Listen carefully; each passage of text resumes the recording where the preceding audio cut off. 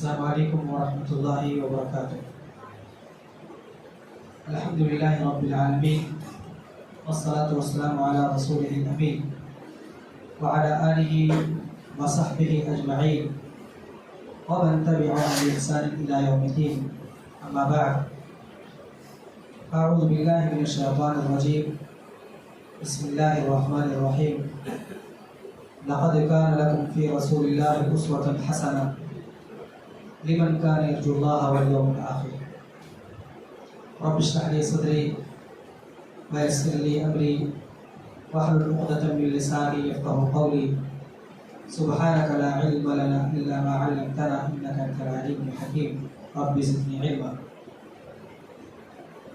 محترم حاضرین اور خواتین اسلام، ہر قسم کی تعریف و توصیف اللہ رب العالمین کے لیے ہے، جس نے ہمیں مسلمان بنایا، اسلام جیسی عظیم نعمت سے ہمیں نوازا، اور اسلام کی تشریح کے لیے، دین کی شرح کے لیے ہمارے لیے پیغمبروں کے سردار، اشرف المخلوقات میں سب سے افضل، قیامت کے دن کے سردار محمد عربی صلی اللہ علیہ وسلم کو ہمارے درمیان مخصوص فرمایا۔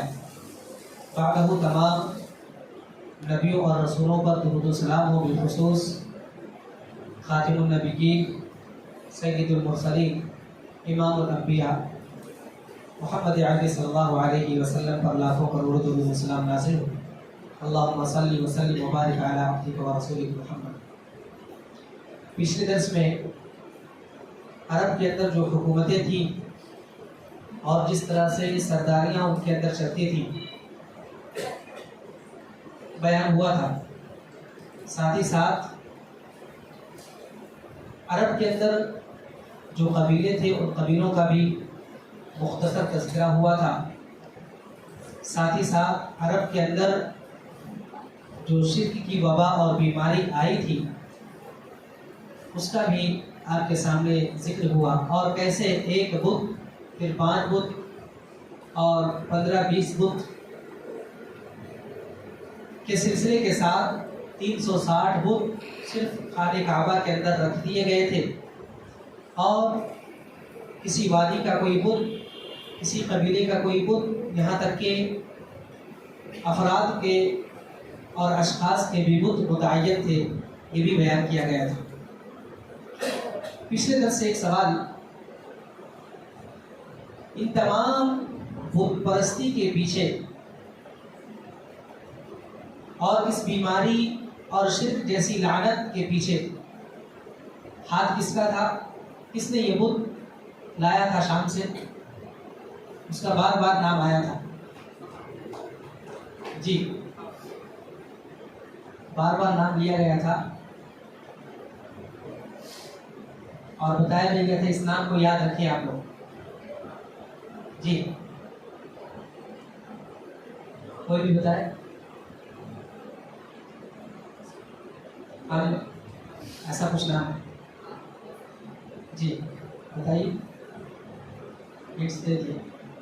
عین، میم، را، اور اس کے بعد بھی کچھ ہے؟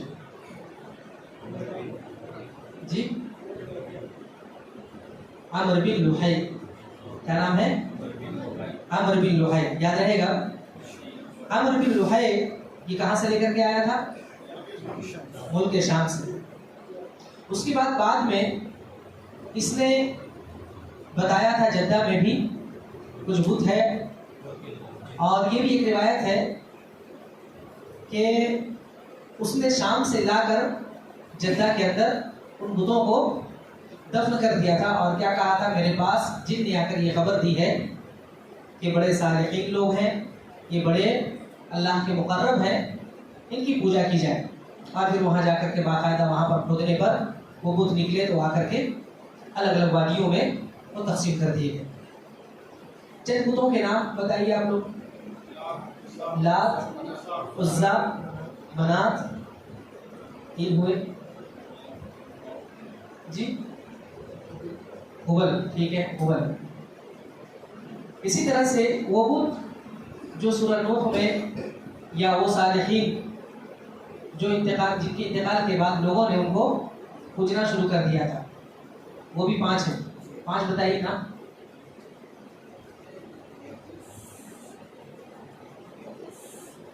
یغوث، ٹھیک ہے، یغوث جی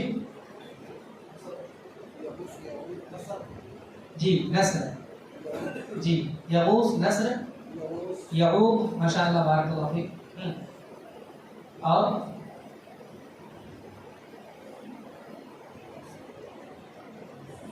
جی بتائیے. قرآن کی آیت یا اس سورے کو بھی آپ لوگ یاد کر لیں تو ایک آیت کے ذریعے سے آپ لوگ کئی بتوں کے نام یاد رکھ سکتے ہیں، یعنی ان چیزوں کے نام.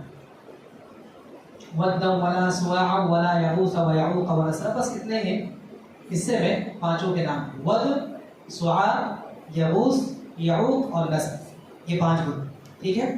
اس کے بعد یہ بات آئی تھی کہ زمانے جاہلیت میں بت پرستی کس طرح سے، یعنی زمانے جاہلیت اللہ کے نبی صلی اللہ علیہ وسلم کی بعثت سے پہلے کس طرح سے دین کا ایک بڑا مظہر بن گیا تھا.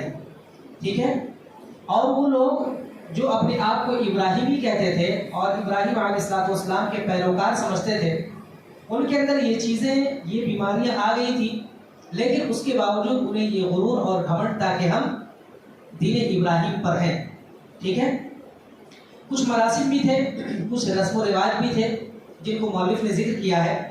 اور یہ بات تو میں پہلے بھی کہہ چکا ہوں اور ابھی، کہ یہ مختصر سی کتاب ہے. یہ مختصر دیکھنے میں تو موٹی ہے، لیکن سیرت النبی صلی اللہ علیہ وسلم پر جیسا کہ شروع میں بتایا گیا، سب سے زیادہ کتابیں لکھی گئی ہیں، مختصر بھی اور مفصل بھی، ڈیٹیل میں بھی.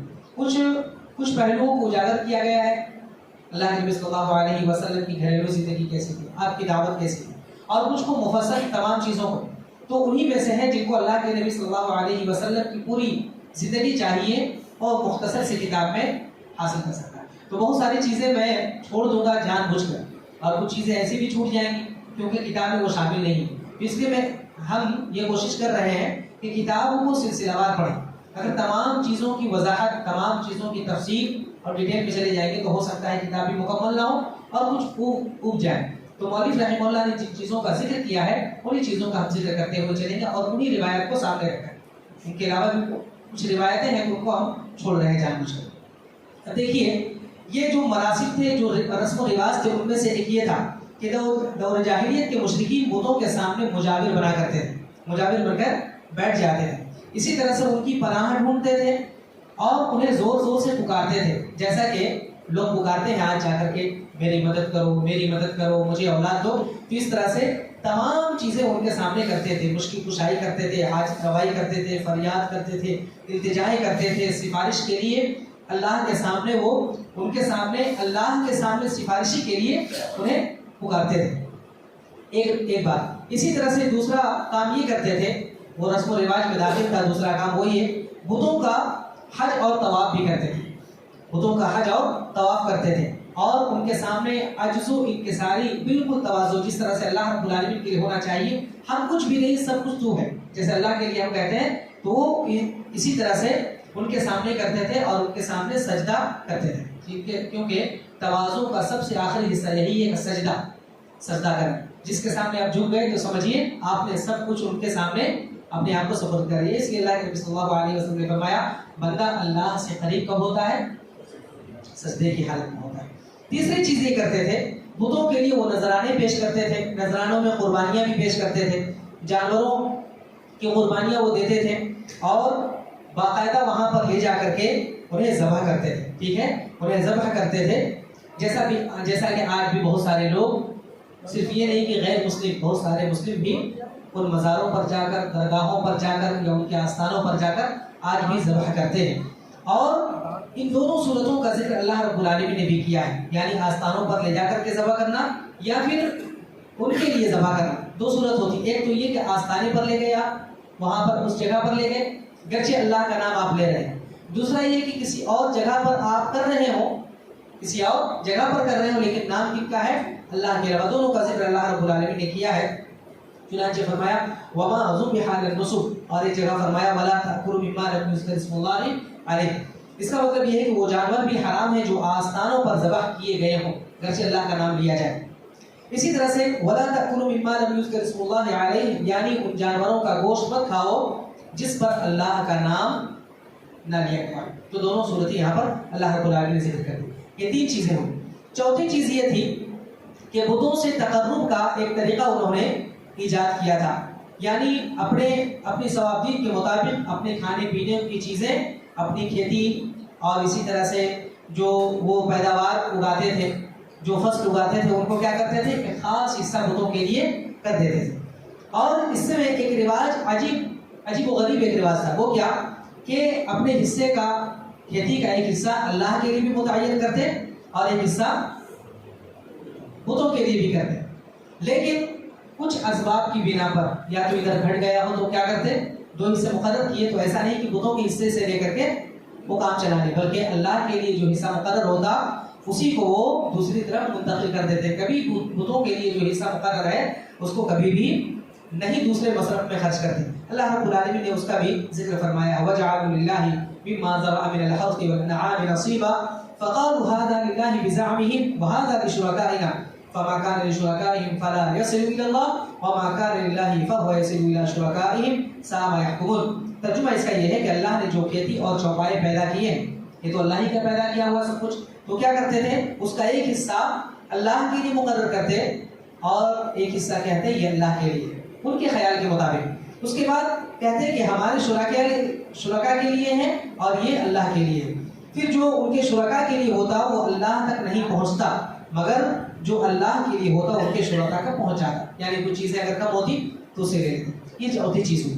5ویں چیز یہ کہ بتوں کے تقرب کا ایک طریقہ انہوں نے اور بھی ایجاد کیا تھا. وہ کیا تھا کہ مشرکین جو کھیتی اور چوپائے کے اندر مختلف قسم کی نظریں مانتے تھے. نظریں مانتے تو کیا کرتے، یہ کھیتی وغیرہ کے لیے بھی اور اسی طرح سے جانوروں کے تعلق سے بھی. ایک تو کھیتی باڑی کے تعلق سے تقسیم کا معاملہ ہوا، یہ ایک نظر مانتے. کس طرح سے نظر مانتے اس کا بھی ذکر اللہ رب العالمین نے کیا ہے.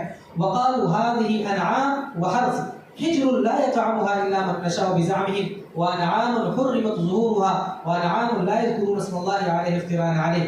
اس کا ترجمہ یہ ہے کہ ان مشرکین نے کہا یہ چوپائے اور کھیتیاں ممنوع ہے، حرام ہے، انہیں وہی کھا سکتا ہے جسے ہم چاہیں ان کے خیال کے مطابق. اور جو چوپائے جن کی پیٹھ حرام کر دی گئی ہے، نہ ان پر سواری کی جا سکتی ہے، نہ سامان لادا جا سکتا ہے، اور جو کچھ چوپائے ہیں ایسے ہیں جن پر یہ لوگ اللہ پر افترا کرتے ہیں، اللہ کا نام نہیں لیتے. یعنی یہ ساری چیزیں جو اپنی خواہش کے مطابق، اپنی تمنا کے مطابق جو کرتے تھے اس پر اللہ تعالیٰ کا نام لے کر کرتے. اللہ نے ہمیں ایسا کیا ہے یا اللہ تعالیٰ اس سے خوش ہوتا ہے. ٹھیک ہے. اب انہیں جانوروں میں بحیرہ، صائبہ، اسی طرح سے وسیلہ اور حامی، اس کا بھی ذکر اللہ رب العالمین نے کیا ہے. بحیرۃ ولا صائبۃ ولا ما جعل اللہ من بحیرۃ ولا صائبۃ ولا وسیلۃ ولا حام. یہ 4 قسم کے جانوروں کا نام اللہ رب العالمین نے لے کر کے کہا کہ اللہ اس سے بری ہے. اللہ تعالیٰ نے نہ کوئی بحیرہ پیدا کیا، نہ کوئی صائبہ پیدا کیا، نہ کوئی وسیلہ پیدا کیا اور نہ کوئی حام پیدا کیا. یہ جانوروں کے نام اور جانوروں کی قسمیں ہیں. اب ان جانوروں کا تو نام آپ نے سن لیا، کیا کیا ہے، کیا کیا؟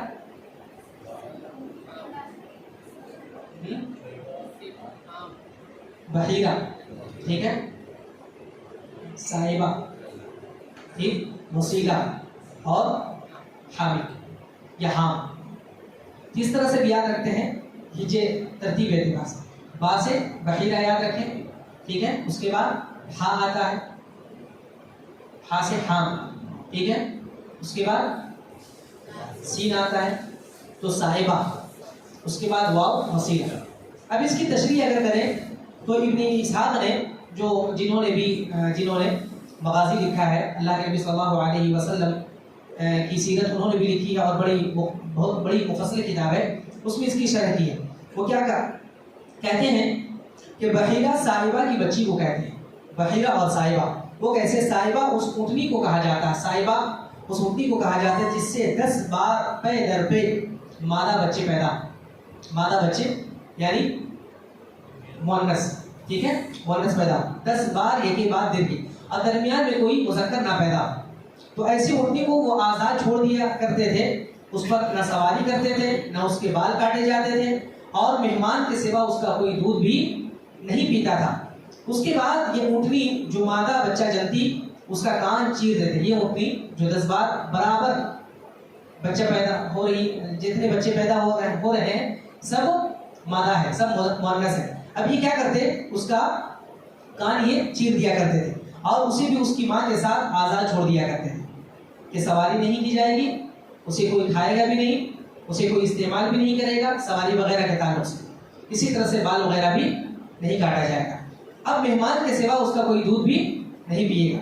اور یہی بحیرہ اور اس کی ماں صاحبہ ہے. تو یہ جو بچہ پیدا ہو اس کو کیا کہیں گے، بحیرہ، اور جو ماں ہے اس کو صاحبہ. 2 چیزیں ہوں. اب دیکھیے وسیلہ، یہ بکری کو کہا جاتا ہے. ایسی بکری جو 5 دفعہ پے در پہ ایک کے بعد دوسرے یہ 2 مادہ بچے جنتی ہو، 2 مادہ بچے، یہی مؤنث. اور 5 بار اگر جنے تو کتنے ہو گئے، 10 بچے ہو گئے. تو 10 بچے پیدا ہو جائیں اور 10 کے درمیان کوئی بھی نر نہ ہو، مذکر نہ ہو. اس سے پہلے والے میں کیا ہے، 10 بچے وہاں پر بھی ہے لیکن ایک کے بعد دیے گئے ایک کر کے.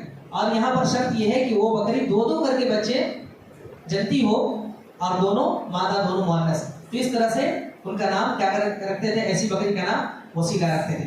اب وہ سارے بچوں کو ایک دوسرے سے جوڑ دیتی تھی. ٹھیک ہے، وسیلہ کا معنی کیا ہوتا ہے، جوڑنا. ٹھیک ہے، ایک ساتھ سے ہوتا ہے ایک سین سے کا معنی وسیلہ، جو ہم کہتے ہیں نا وسیلہ تلاش کریں.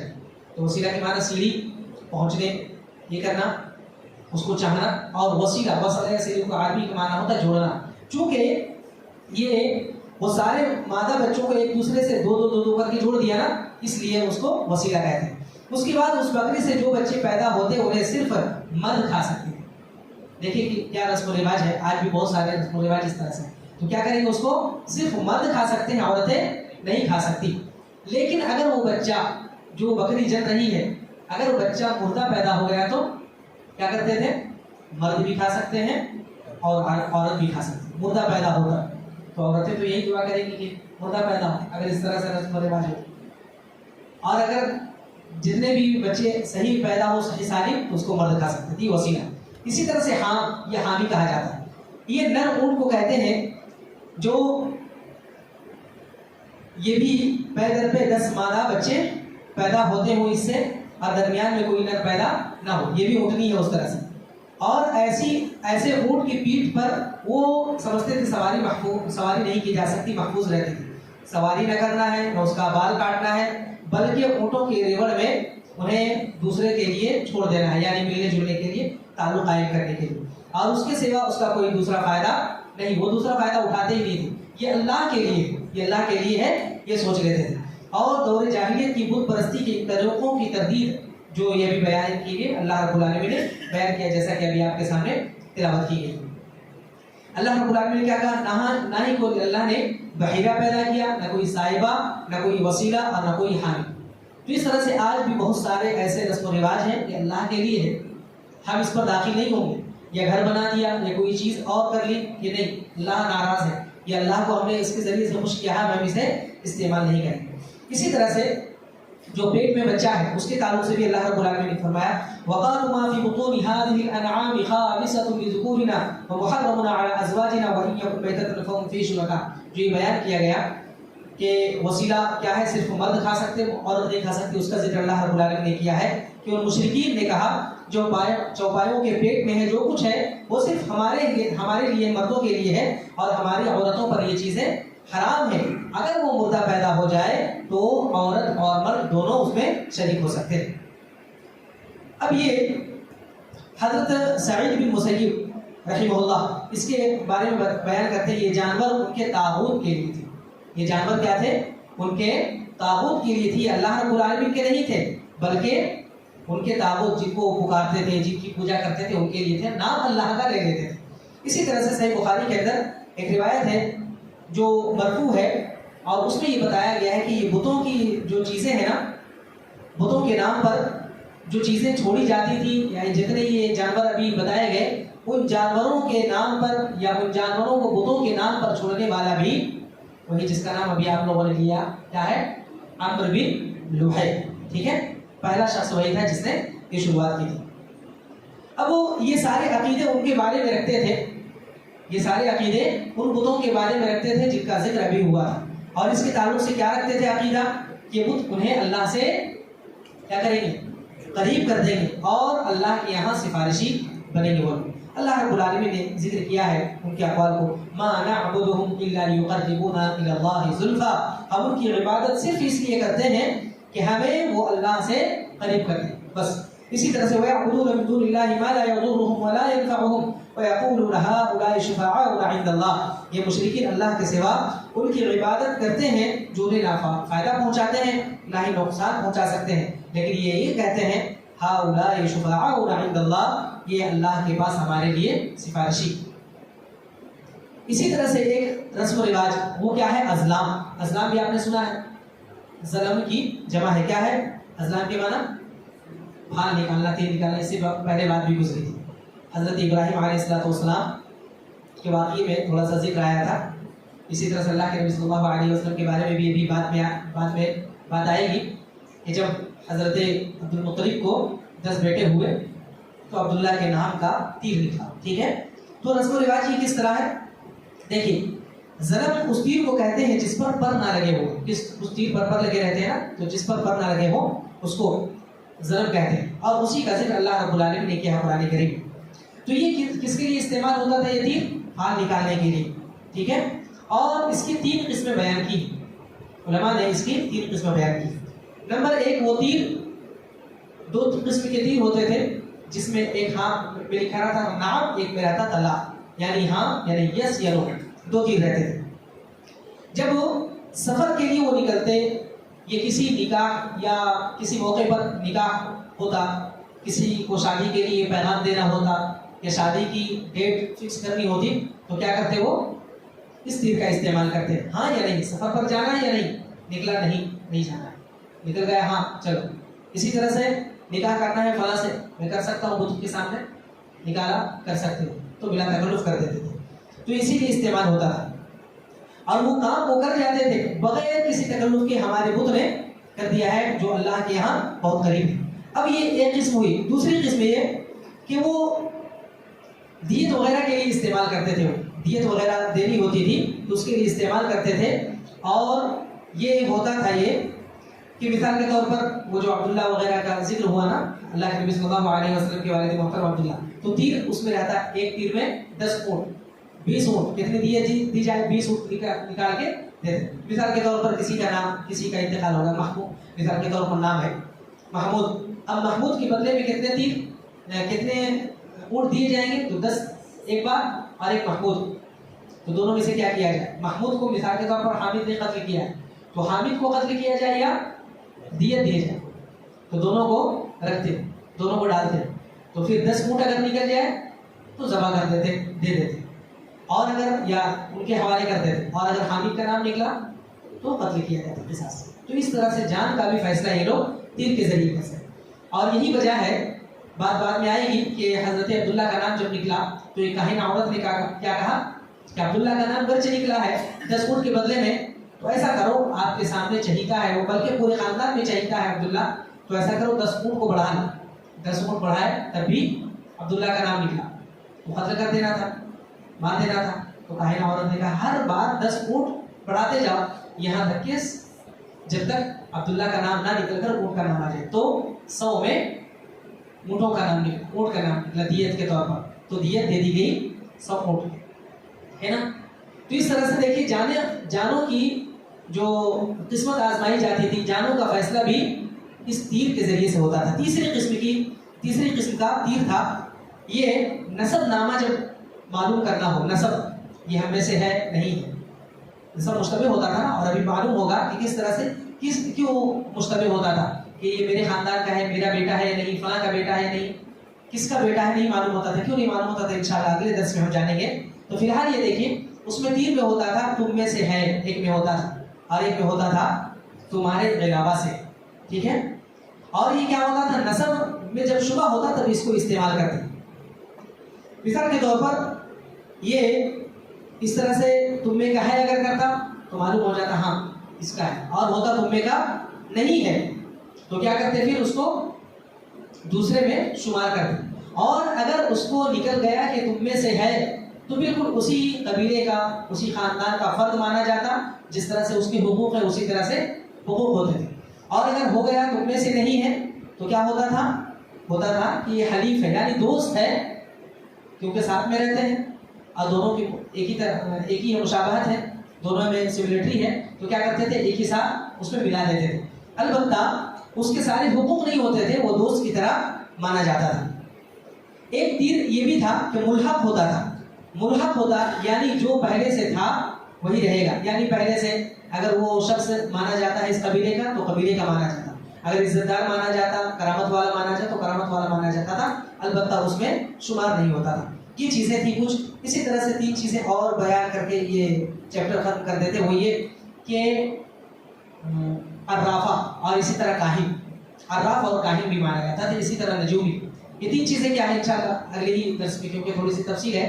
عراف، کاہن اور اسی طرح سے نجومی، ان 3 چیزوں کو آپ لوگ خود کہیں سے پڑھ کے آئیں، سن کر کے آئیں. اس کے بعد انشاءاللہ ہم پچھلے درس کا بھی خلاصہ کریں گے اور آگے چل کر اس کو بھی ہم بیان کریں گے. اللہ رب العالمین سے دعا ہے کریم ہم تمام لوگوں کو سیرت النبی صلی اللہ علیہ وسلم جذبے اور شوق کے ساتھ پڑھنے، سننے اور ان تمام چیزوں کو یاد رکھنے کی توفیق عطا فرما، اور جو عمل کی چیزیں ہیں رب العالمین ہم تمام لوگوں کو ان تمام چیزوں پر عمل پیرا ہونے کی توفیق دے. آمین یا رب العالمین. سبحانک اللہم و بحمدک اشہد ان لا الہ الا انت استغفرک و اتوب الیک. صلی اللہ علیہ وسلم. السلام علیکم و رحمۃ اللہ وبرکاتہ. کوئی سوال ہو تو کر سکتے ہیں آپ لوگ.